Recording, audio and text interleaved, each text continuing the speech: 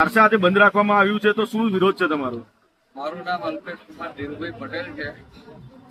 હવે ઇથોનોલની ફેક્ટરીમાં સરકાર અને ઉદ્યોગપતિઓ જે ખેડૂતો માટેના લાભ બતાવે છે એમાંનો અહીંના લોકલ ખેડૂતોને કોઈ જ લાભ નથી. કારણ કે અમે શેરડી પકવતા નથી, અમે મકાઈ પકવતા નથી. અમારો મુખ્ય પાક કેળ, બટાકા અને તમાકુ છે.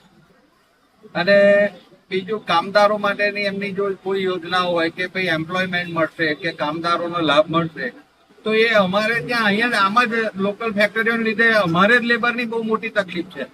તો અમારે તો કામનો કોઈ છે જ નહીં. અમારી ફળદ્રુપ જમીન છે. અમારી ફળદ્રુપ જમીનમાં આવા તમે પ્રદૂષણ યુક્ત બધા પ્રોડક્શન લાવશો અને ઉદ્યોગ વસાવશો તો દેશની ફળદ્રુપ જમીન પારાવાર નુકસાન થશે. એના કરતા એને બને તો ખંભાતના અખાતમાં.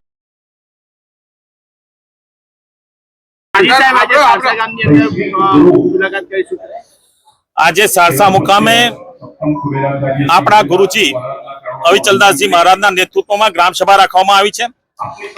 સારસા મુકામે ઇથેનોલ પ્લાન્ટ માટેની રજૂઆત આવેલી છે ને ઇથેનોલ પ્લાન્ટ ખેડૂતોને ખેતરમાં નુકસાન કરી છે એ માટેની રજૂઆત મારે કાર્યાલય સુધી એક વીક પહેલા સંજયભાઈ, જિલ્લા પંચાયતના પૂર્વ સદસ્ય, જિલ્લા પંચાયત જીતેલા સદસ્ય, સરપંચશ્રી અને સૌ વડીલો મારા કાર્યાલયે આવેલા હતા. મેં ત્યારે પણ એમને કહ્યું હતું કે હું સારસા ગામના હિતમાં જે કઈ નિર્ણયો લેવાના છે તમારી સાથે સરકાર સુધી આવવા માટેનો હું બંધાયેલો છું.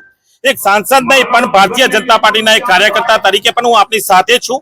અને આ ઇથેનોલ પ્લાન્ટથી જો ખેડૂતોને નુકસાન થતું હશે તો આ પ્લાન્ટ બંધ રખાવવા માટે તમે જે પ્રયત્ન કરો છો એ પ્રયત્નો રજૂઆત સરકાર સુધી પહોંચાડીશ અને એમને સાથે લઈ જઈ અને અમે આ રજૂઆત પહોંચાડીશું.